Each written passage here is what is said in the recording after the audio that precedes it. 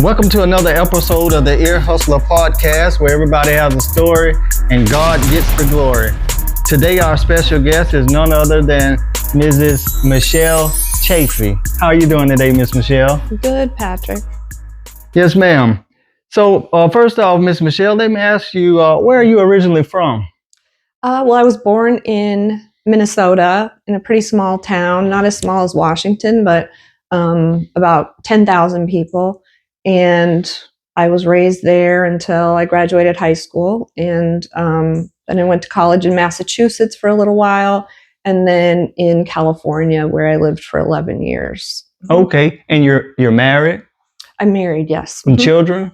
I have 2 daughters, who are grown, yeah. Okay.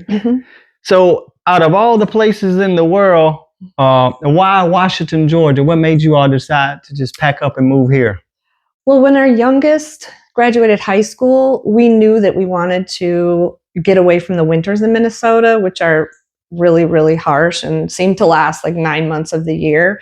So we had been looking at many different places to move. At the time, for 2 years prior, I was in Paris, France, in a tech incubator called Station F. So we had an apartment in Paris, and we were there part-time and still considering, because I had residency there because I was a tech founder. So we were still kind of considering, are we going to stay in France or are we going to stay in the US? But we definitely wanted someplace warmer. So we had looked at many places, and I didn't love really any of the houses that we had seen, and I didn't want anything really big. And so I told my husband one day, let's just look for a house we love. And if it's any place warmer than Minnesota and within 2 hours of an international airport, because at that time I was traveling a lot, that would work. And that very day he found this house. And that weekend, this was October 2019, I contacted Deborah Rainey, who we drove here. She showed us a bunch of houses. And we went right back to France after that. We were gone for about a month, but we just kept thinking about this house. And so we made an offer on this house when we were in France, and it was accepted. And then January 2020, we closed on this house, moved our stuff here, sold our house in Minnesota, but we're planning still to, go back to Paris. We had our apartment, but then with COVID, everything shut down. So okay, that's kind of our story. We didn't know anybody here. And what was so special about this house? Well, it's an amazing house. I think I think it's the coolest house in Washington. It's the oldest house in Wilkes County, one of the oldest in the entire state of Georgia. It was built around 1770. It's reported that the Battle of Kettle Creek was planned in this house. So we just loved it. I mean, it's amazing. Okay. Yeah. And it sounds like you traveled the world a lot. And I'm sure traveling the world, you received quite an extensive education along the way. So what are some of the institutes or university that you've attended? Well, most of my travel was because of my tech company. So, growing up, I barely left the small town in Minnesota where we lived because we didn't have money really to travel. I mean, we went camping sometimes. We did a couple of trips to Michigan, but I always wanted to just see everything. So that's why I think when I graduated high school, I went to a college in Massachusetts, which was great. And I've always just been interested in people and other cultures. And so starting my tech company has really afforded me to, be introduced to a lot of different people in a lot of different places. So I have been obviously in Paris, France, where I was for 2 years. And that was great because it was this huge tech hub for tech entrepreneurs, kind of an incubator it's called. And so there were people who started tech companies from all over the world there, which was amazing.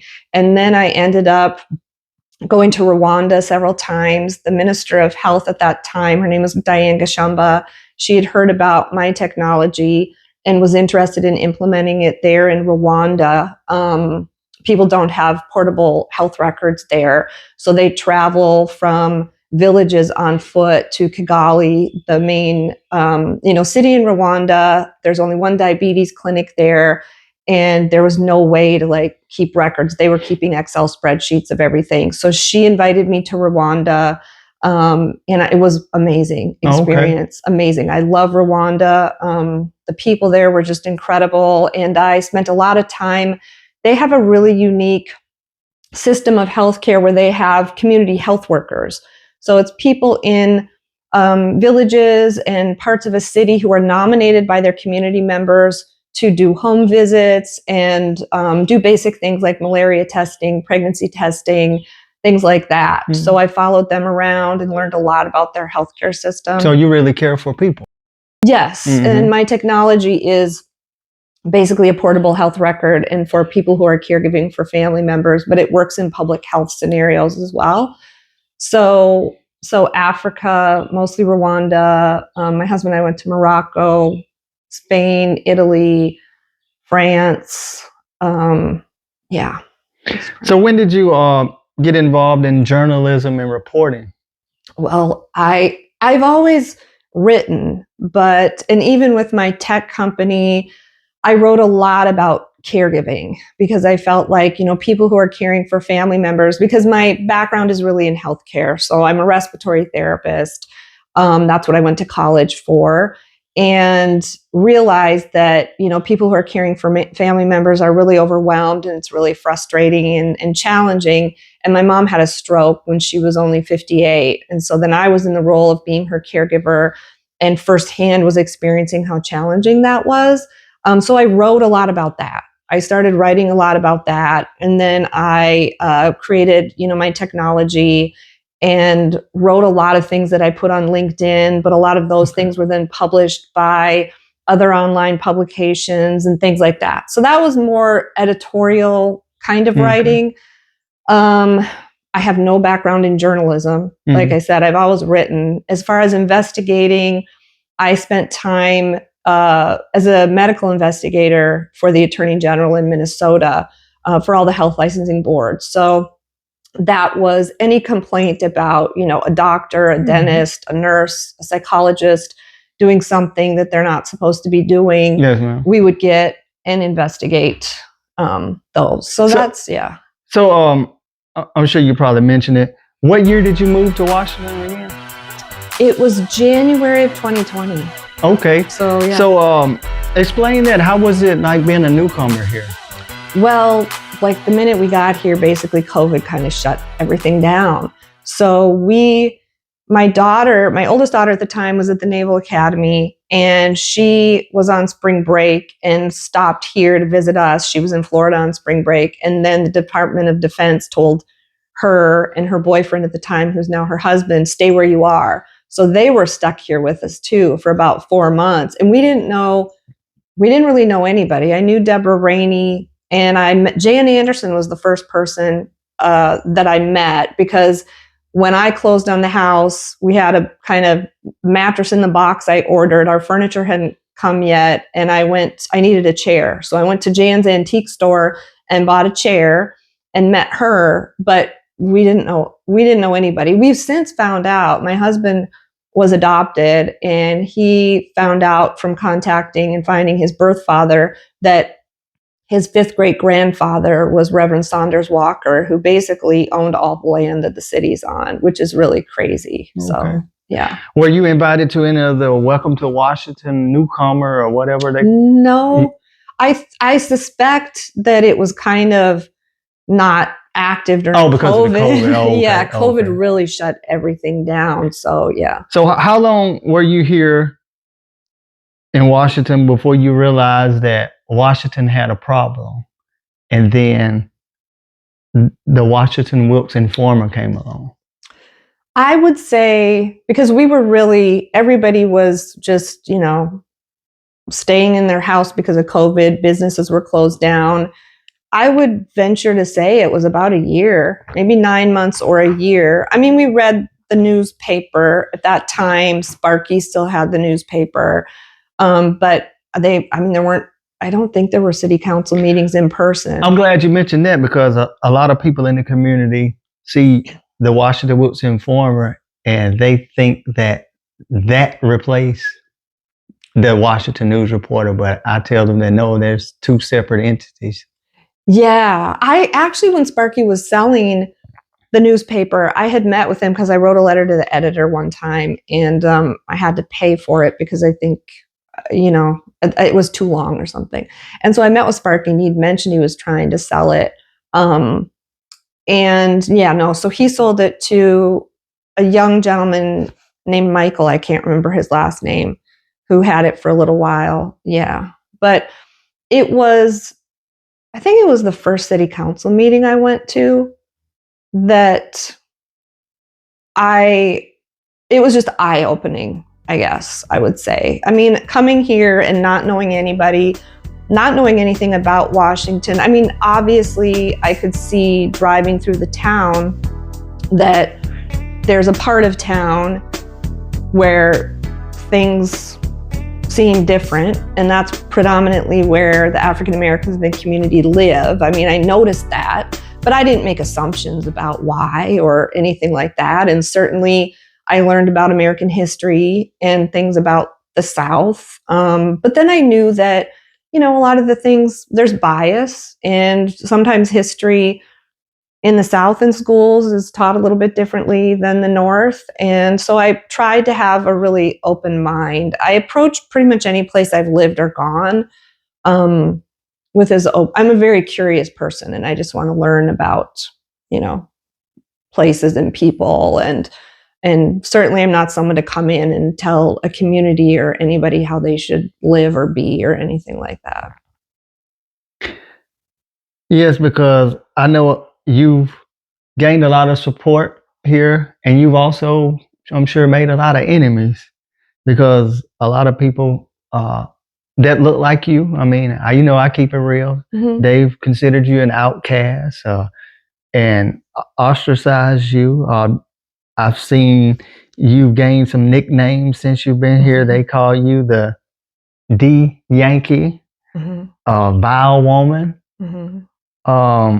a loon, spawn of the devil, disruptor, and misinformer. They say all kind of evil things about you.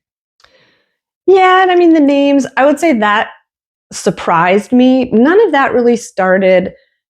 I started writing a newsletter summary of the city council meetings, and I started that when I think there was a gap with the paper or something. So when I started going to the meetings and when I was reading what was in the paper, I thought, was this the same meeting I went to? So I felt like there were some things missing. So I just thought I'll approach it as I did investigations and do a very detailed, factual summary of the meeting. And maybe that would be helpful. I didn't know. It was a big experiment. It took a lot of time to do, so I'm not.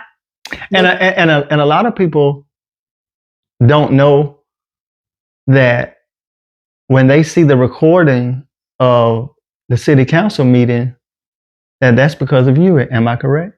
Yeah. Yes. I pay Richard Crabb to record the meetings, and then we put them on the Could you say that again? You do what? I pay Richard Crabb. Okay, you pay. I pay Richard Crabb, yes. To film something that the city. Yeah, because I know years ago the city had a deal with Comcast or something, and they used to be televised on TV. I heard that, yeah. But that leads me to my next question. I was going to ask you, what are some of the things that you do in the community to help the community? But that's starting that out. That's one thing you pay out of your pocket to bring the city council meeting to the people that don't attend for whatever reason. And you don't have to do that, especially out of your own pocket. And then not only that, I'm not trying to get in your business and that, but I'm sure most of your informer stuff is probably just out of the kindness of your heart, probably. Oh yeah, I don't get, nobody's paying me to write the informer. And trust me, I know that takes a lot of time, energy, and effort, and you're doing this for the people. It takes a lot of time, but I felt like people should know what's going on. And that's not to say that the newspaper wasn't writing things about what was going on, for sure. But I didn't approach it. I just thought people should know what's going on at the city council meetings if they can't attend, because I noticed not very many people attended.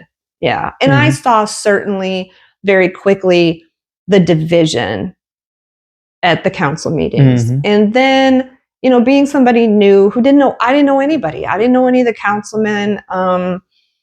You know, so I was just somebody who didn't have any bias other than, as humans living, we develop bias as we go along. But I was just looking at it, you know, from an objective place and a curious place as, okay, I didn't expect, oh, this is going to be terrible and people are going to be fighting, because I didn't think that at all. But what I saw was a great level of disrespect across the board. But then what I noticed was some people saying that they believed one or two councilmen were the whole entire problem on the council. That wasn't what I saw. And that they excused other things that I saw other council members do that I thought were disrespectful, like shutting down some council members when they were trying to talk and things like that. I've just never seen that before. I've never seen local government before, like here, honestly. And like I said, I grew up in a small town, not as small as Washington, not in the South, not racially divided, that the council is racially divided by law. Certainly, I've never experienced anything like that. Right. Well, we're going to dig a little deeper in the politics here in a minute. But before we get too far gone, like tell the people again, like, more about who is Michelle. Like, what else have you done in the community since you've been here to, you know, help people? Well, when I first moved here, I looked for, and I just Googled, you know, nonprofits in Washington, Georgia. So WCCP, Wilkes County Community Partnerships came up, and Amethyst Wynn was the director. So I reached out to Amethyst pretty quickly, early spring of 2020, just to ask her about the organization and maybe what needs they had. And so she told me a lot about WCCP and, you know, was happy to have somebody who wanted to volunteer or help. And one of the first things she said was they had a grant to get books for preschoolers in their Jumpstart program, but that grant had ended, and so they didn't have books anymore. So I said, well, hey, I think I can get some books. I'll do a book drive. So I did that and created just on Amazon, you know, a book list. And then I just contacted other tech founders that I knew. And one of them in particular made it their company holiday giving project. So I got about 500 books for that program, which, you know, was great. You know, I've got some laptop computers and taught some kids in the community coding. There's this great MIT program. It's free. It's called Scratch. So just introducing kids to things like that, which was limited because of COVID, because then I think a couple kids got COVID and then we couldn't do it anymore. But, you know, just different things like that. And then it was through that Jumpstart program that I found out about, you know, young women in the community who were pregnant, who weren't able to access, there's no prenatal care in Washington. And I did not know that if you're pregnant, there's no doctor here to monitor your pregnancy. So, which was astounding to me. I couldn't believe it. So some people can't drive to Athens or Augusta for obstetric care. And so a lot of the women were like 6 months pregnant, had never had a prenatal visit at all. And so, you know, I would drive them to their appointments, sometimes help them find a obstetrician and, you know, yeah, things like that. That's awesome. So you do a great job of reporting stuff, and I've actually had to defend you a couple times to some people. A lot of times I've heard people say that, who is this lady? Why did she move here? She's just coming here trying to prey upon the poor Black people. I'm like, really? That's why I wanted you to explain. I haven't heard that one. And then I've heard people say, in black and white, I've heard some people say that, you are just creating mess, but I guess the mess was already created. I guess some stuff needs to be stirred up and brought to the light. And that's why I think a lot of people from one particular side of town don't like you, because you, unlike other media outlets we had here before, you bring stuff to the light, and you just, like you said, what you see is what you get. You don't omit anything. You just report what you found. Well, I try to. I mean, certainly it's very plausible that I miss things and that I don't have all the information. And that's why I always invite people to contact me through the Informer. If anything's wrong, let me know right away. I mean, I've been writing long enough. And you will apologize. I've seen that. And I'll change it if, but nobody has ever sent me anything with evidence saying, oh, you got this wrong, here's what it is. Because I know how, I was trained working for the Attorney General in a legal entity like that. You cannot have mistakes or opinions in what you're writing, because you are writing facts, and somebody's career and livelihood depends on those facts. So I'm careful about that. Now, there are times if I write a letter from the editor, that's my opinion. That's very common, you know, in journalism, and some articles and some writers, that's all they do is op-eds. So sometimes I do that, but, and I'm not going to say I have no bias. I'm a human being. I mean, but things were pretty calm. I would get a couple phone calls before this last election saying, in particular, when there was the issue with Councilman Cullors and Jan Anderson, I got a call saying, you know, because of course, when there was an ethics complaint filed against Councilman Cullors, I contacted him to ask him his side of what happened. And some people got upset that I did that. And so, you know, then I talked to Jan. But that was the professional thing to do. Yeah, when there's an accusation made and it was laid out in the complaint, then you need to contact the person that the complaint was made against and just get their side of it. You have to show both sides. But some people were upset by that.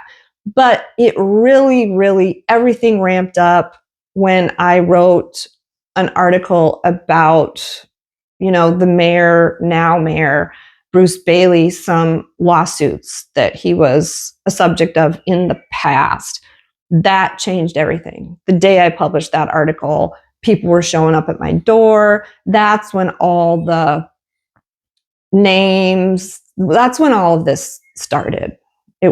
That's what really did it. And it shocked me. I mean, I didn't think. So what you're saying, you've experienced a lot of, I guess, what you would call retaliation? Retaliation is a really good way to put it. And I mean, I expected he wouldn't be thrilled about it, but I thought he would know it was true. They happened in his past. Anytime you're running for public office, I would think about every single thing in my past and know it's probably going to be dug up and put out there.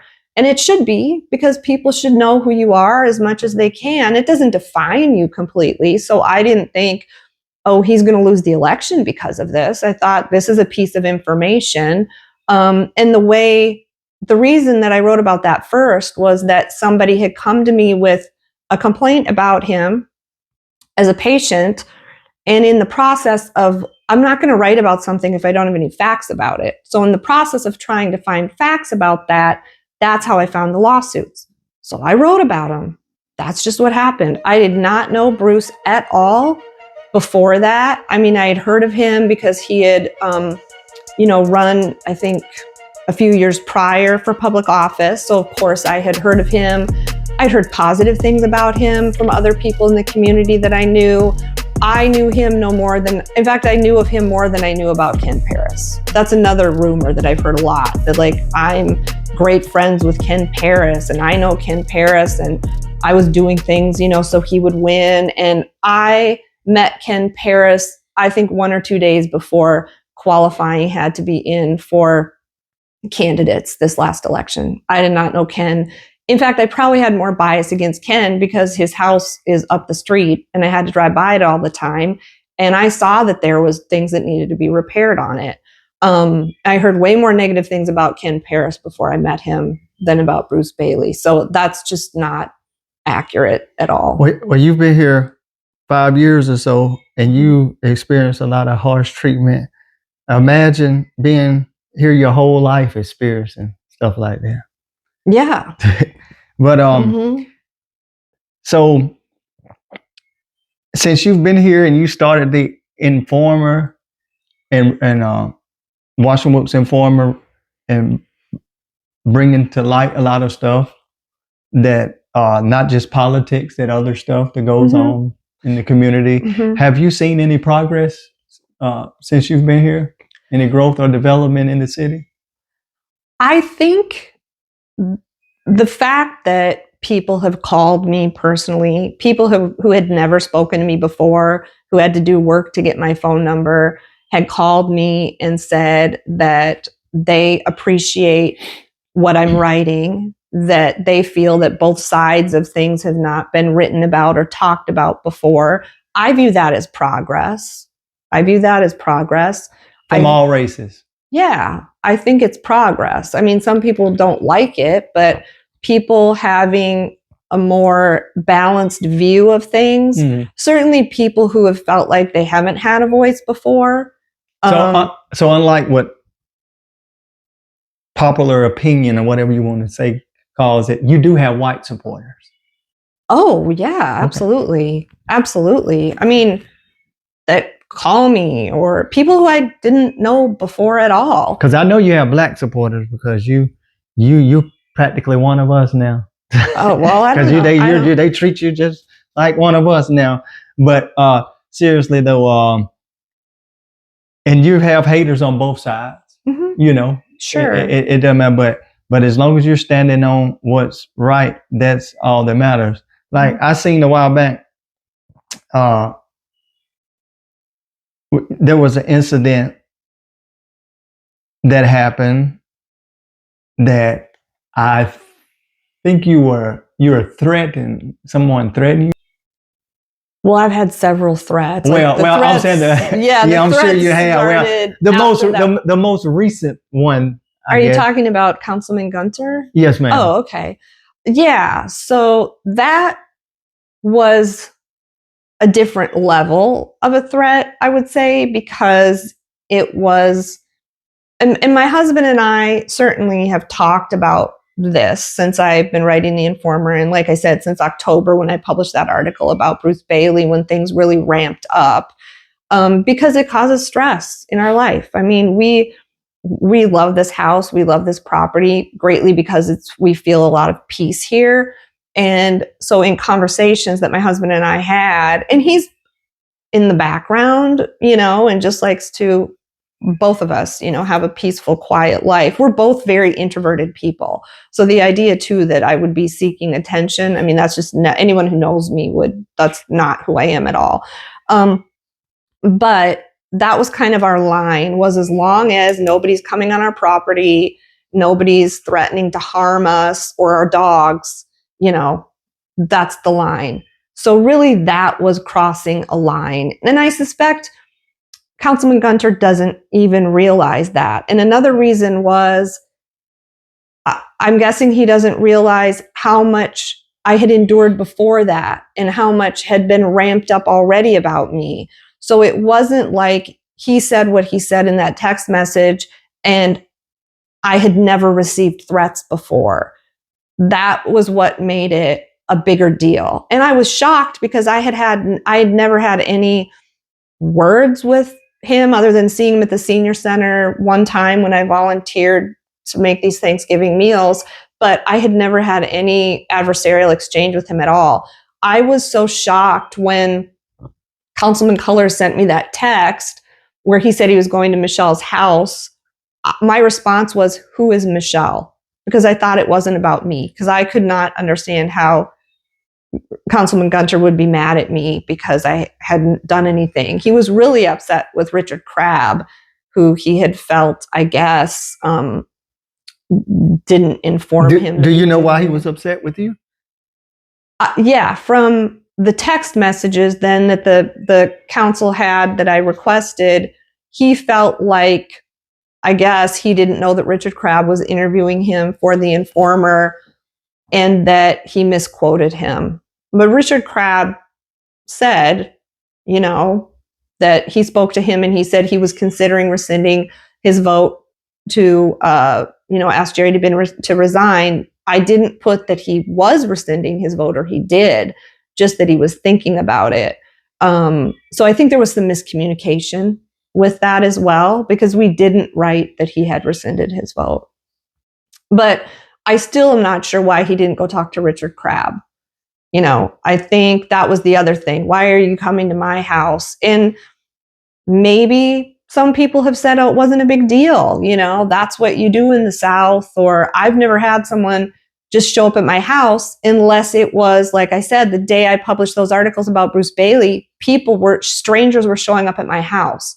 So things were already set up for me that I'm nervous when somebody shows up at my house. And you're going because I've received threats. And you're going to take any threat serious. Very seriously, because also what I would like people to know is when people are ramping up this hatred toward me, mostly on social media, on Facebook, there are people who maybe aren't publicly saying things, who maybe the mayor doesn't even know, who maybe the mayor's wife doesn't even know, who then send me messages and things, creepy, scary things. So that's something I think people aren't thinking about. There's a lot of people that see that and think I'm an acceptable target. Well, what would you say to the people that may say that you're wasting the city's time and money with this ethics complaint? Well, they can think that. I mean, I think that it could be easily handled. The city has policies for handling ethics complaints, as they should. And I think I wouldn't have filed it. I was kind of waiting to see how the other council members and the mayor would respond. I was actually shocked when I saw the text messages that nobody told him in real time, wait a minute, Newt, what are you doing? You're angry. What do you mean you're going to Michelle's house? Like, take a breath. Let's talk about this. Don't do that. Instead, the mayor and Andy Anderson are giving him a thumbs up and saying, we've got your back. That really shocked me because as grown-ups, period, not even to mention elected officials, I would think that they would say, wait a minute. And maybe they know Newt. Maybe they thought he was just blowing off steam, and maybe they thought he really wasn't going to come to my house, or, I don't know. But that kind of behavior, they could have just said, hey, this wasn't okay. We realize now it wasn't okay. What Councilman Gunter said at the council meeting was appropriate. And his apology, if he would have sent me that right after, I was waiting for that. So you hadn't received a direct apology? Never, no. Just what was read at the what was read meeting? And a couple days ago, Councilman Gunter called and left me a phone message. And because I emailed him, when I watched the video of the council meeting and heard what he said, I emailed him and thanked him for making that apology and told him I accepted his apology. I wanted him to know because I think that's admirable. That's the first time I've ever seen a council member apologize. And I think there's plenty of times members of council have done things they should apologize for, but I've never seen it happen. But that doesn't make your complaint go away. No, because they just need to handle the complaint the way that they're supposed to handle the complaint. If they even want to change their policy on it, how are they that's handling? Fine. How are they handling the complaint? From my understanding from Adam Nelson, the city attorney, the mayor has set up investigative committees to investigate the complaint I made against Andy Anderson and Newt Gunter. The city policy says if you have a ethics complaint, you file it with the mayor. But if the mayor is named in the complaint, then you file it with the mayor pro tem. Well, in this situation, the mayor pro tem was Andy Anderson, who was also a subject of my complaint, involved in the same action. Newt Gunter made the text saying he was coming to my house and would need to be maybe bailed out of jail. Andy Anderson gave the thumbs up. Bruce Bailey gave the thumbs up and said, we've got your back. So that was the same action. But the mayor has named, I believe, For the complaint against Newt Gunter, he has named Andy Anderson, Maceo Mahoney, and David Fisher. So he named Andy Anderson, who was also involved in the incident, to investigate the complaint against Newt Gunter. And then for the complaint against Andy, he named Newt Gunter, Maceo Mahoney, and David Fisher. I'm not aware who is investigating the complaint against the mayor. If I heard correctly, they mentioned that briefly in the previous city council meeting, and I think I heard something about they consulted legal advice or something before forming those, grouping those people together. Yeah, the city attorney, and he had said they did something similar when Angela Booker made a complaint, I think, against the district, 3 of the district 2 council members and the mayor a year or so ago. But that just kind of went away quietly. I think they set up similar committees. They divided up the complaints, and then the people on the committees decided it wasn't a violation of ethics. And yeah, because just looking at the way the committees are formed with the people you mentioned and how they have them grouped, it looks like that the groups were formed to benefit them. Look like it's leaning more toward them, and at first glance.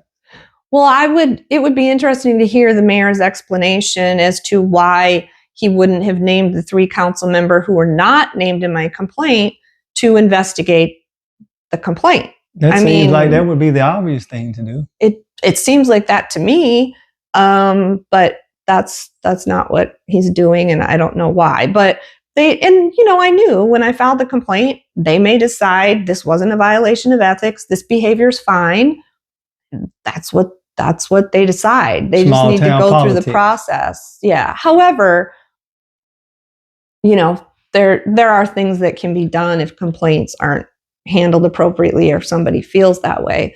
But yeah, I just want them to handle the complaint. They have a policy, and any council member could contact me anytime. They all have my email address, absolutely, because I've made requests to them for open records before. And if they want to have a respectful conversation with me, I'll absolutely. Usually they don't respond to me when I've made requests for records from them, but. Now, I don't praise or rejoice in other people's downfall, but I know a lot of people had been wanting the city administrator to be gone. Mm-hmm. And I've noticed over the last couple of weeks or so that he's no longer employed by the city. Mm-hmm. And what do you know much about what has happened with that? Well, I know that the city council voted for his resignation in the June council meeting.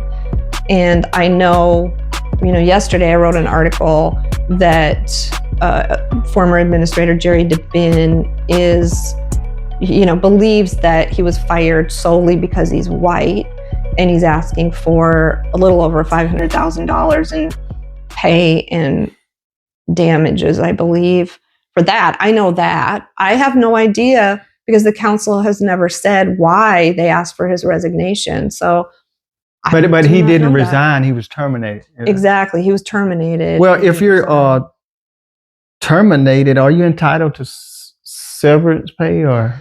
The municipal code, the city's code says that the city administrator, if he's terminated, will get 6 months' salary. So that is in the code. The state of Georgia is a no fault, right to terminate state. But the city, from what I saw, does state that if it terminates a city administrator, they'll get 6 months of pay. Oh, okay. Mm-hmm. They could change that. I don't know when that was implemented, but that is what. But in the letter that I read from council representing former administrator DeBin, he mentioned that they did offer severance, but that he felt like it wasn't substantial enough, which is why he was asking for more. Mm. Again, I know sometimes it gets discouraging, especially when you have to deal with so much negativity from all types of people. And I remember a few weeks ago, you posted something. And it said, I think it was like, if you got 500 shares, in other words, you were thinking about just throwing in the towel. And you was like, if I get 500 shares, I'll keep going. When I first saw that, Michelle, I keep it real. I said, man, she may as well just give up now, because she's not going to probably get 50 shares. Because the reason I say that is people around here, they will look and listen all day long. But it's so hard for them to hit the like button. It's definitely hard for them to comment something positive unless they're insulting you. And it's even harder to hit the share button. And then I did have someone call me and say, well, why is she just doing this for clicks and likes? I said, no, but it gets discouraging, because you just like you're fighting for people that don't want to fight for themselves. She's offering a free service to people, and people won't even hit the share button. And I said, well, I know, just probably you had a lot going through your mind at the time, but I'm glad you didn't give up, even though you didn't get the 500 share, because sometimes, Michelle, you have to encourage yourself. Sometimes you have to pat yourself on the back to keep on running this race. Because you're doing a good job. Yeah, and my purpose wasn't to get like kudos or support. It was, are people willing? Because believe me, like I said, people will privately. These are things that happen that people probably don't realize, and a lot of people don't believe, and that's fine. Like, I'll be at the grocery store, and somebody will give me a hug and whisper in my ear, keep doing what you're doing. I can't outwardly say that I support you and agree with everything you're saying, but I do. And a lot of people do. Those are things that happen. So that's how I know people because they probably can't handle the retaliation. Right. And what has happened to me just confirms to them, okay, look what happened to her. She's saying things that are true, and look at how she's being persecuted. And I'm in a situation where I don't depend on the city for my employment. I don't depend on the city for finances. I don't have children in the schools. I don't have things that other people have that they can't risk losing. So I understand that. But at the same time, like I said, what Councilman Gunter did, and I told him, I responded to him and said, we can definitely talk. And I appreciate that and hope to have a good conversation with him. I think people just don't realize, or maybe they do, that it takes a lot of time and energy. And he crossed a line that my husband and I personally have. And also the lack of the other councilman openly speaking up.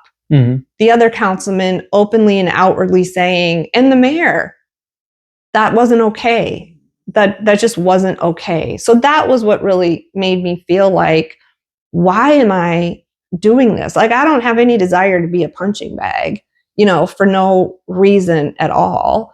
I think when you asked, do I think it makes a difference, or it has made a difference? I think it absolutely has made a difference, because I kind of doubt the city had ever had anyone request open records before. And so people knowing the utility deposits, for example, the utility deposits, and me asking for that information about where are these deposits, how much has been collected in these deposits for 6 months, and Jerry DeBin repeatedly refusing to give me that information for 6 months, and me writing updates about it. Hey, I still haven't gotten this information. And some people chastising me, why she's stuck on these utility deposits. I was asking mayor and council repeatedly, do you know where this money is? Do you know how much it is?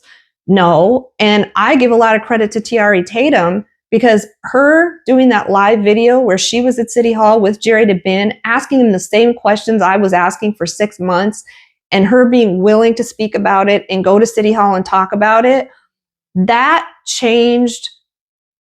Those utility deposits are gone now. That isn't happening anymore. And that's a good thing. That's a very good thing. Well, let me ask you something, a yes or no question. Because a lot of people say it doesn't exist. here in Washington, Georgia. Mhm. Do you think racism still exists? Absolutely. All right. I will say that the racism I have seen, I didn't know existed in America in the year 2020 when I moved here, in the year 2024 now. Okay. And some people might say that was incredibly naive of me, and it may be, but I have seen racism, racial oppression in ways that, yeah, I didn't know. Mm-hmm. Yeah, and it's just some evil people in this world. Well, as we get ready to close, I wanted to ask you something, because I know you've endured a lot since you've been here the last 5 years or so. What is one of the most, and we got the thread out of the way, but what is one of the most difficult acts of retaliation that you've had to experience since you've been here?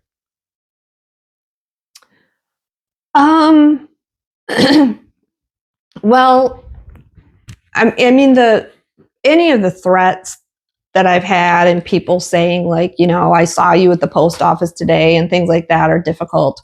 A situation recently that happened that involved my mom, and I wouldn't say it was a threat. I would say it was a situation that caused a lot of difficulty for myself and my mother. My mom and my mother-in-law rented a house, and they had rented it for, I think, about 2 years, no problems whatsoever. And the owner of the house doesn't live here, so somebody else in town was managing the property. Never had a problem whatsoever. And then maybe 6 months ago, she had texted me and told me how much she disapproved of what I was writing in the Informer, and that I was ruining the town, and specifically, like, I'm creating problems with property values and business. And she mentioned, you know, being here when schools desegregated in Washington and potentials for violence and things like that. And my response to her was, you know, I'd be happy to talk about why I'm writing the Informer and to hear your perspective. I respect that. We didn't have that conversation, but it also kind of gave me a knot in my stomach, because I thought, oh no, is this going to create problems, you know, for my mom in her living situation? And it did, because it wasn't a couple weeks later that she looked at the lease. My mother-in-law had moved out and moved back to Texas. And then my friend Angela Booker had moved into the house. And, you know, I'd asked the owner and this person who was managing the property, hey, my friend Angela can move in. They said, that's great. I have the text messages. Everything's fine. But we needed to get internet, you know, hooked up. So when Angela and her daughter went to get that hooked up, they needed approval from the homeowner. And at that point, the person managing the property got irate because she saw who was on the lease, the name of Angela Booker on the lease. Wow. And that led to them refusing to get internet set up. And my mom, who's disabled and blind, can't use a cell phone. She has to have a landline phone. And so I had to move her immediately because she couldn't be without a telephone. Oh, wow. Mm-hmm. Again, thank you for allowing me to come and sit with you today. Before I get out of here, is it anything that you would like to say to the people of the city of Washington, Georgia? Mm-hmm. I think that I would like people to know, some people have said, you know, why do I hate Washington so much, and that I should leave. And that's another thing that surprises me, that, you know, if someone disagrees with you, that the attitude is they need to leave, they need to get out of here. And I think that's really disappointing and honestly kind of un-American. I mean, I was raised that even if people disagree with you and you have differing opinions, there's room for those opinions, and you can still get along, and you can still work together, and you can find things that you agree on. And I love Washington. I mean, we moved here because we fell in love with Washington, our property, but it's a beautiful, beautiful area. And I think there's a lot of really amazing and very unique people in Washington. And I appreciate people that are passionate about things. So even people who are passionately upset and disagree with me. I appreciate that about people. But my hope would be that we can have more tolerance and empathy and allow room for everybody's thoughts and opinions, and even if it's painful or difficult, because people who talk to me and feel like maybe I'm a safe place to share information, share that there still is pain and they feel like they can't talk about it. So, I don't hate Washington, the farthest thing from it. And I think that there's so much potential for unity in Washington. It just requires people opening up their ears and their minds a little bit, myself included, because it's not always easy to do, and finding things that we agree on so we can move forward together. I think a lot about the kids. Like, I help Roxanne Cobb with Fort Youth. They pay attention to everything that's going on. They see the way these ethics complaints are being handled. They have access to the YouTube meetings, the city council meetings. What made me sad is in October, when things were so bad, I had people who teach in the schools say the kids are fixated on this vile bickering and things that are happening. I think we all need to think about that and think about the impact and how we behave in the examples that we're all setting. But I absolutely believe that, this can be a wonderful, peaceful place. It just takes being empathetic and tolerant of people's views and ideas.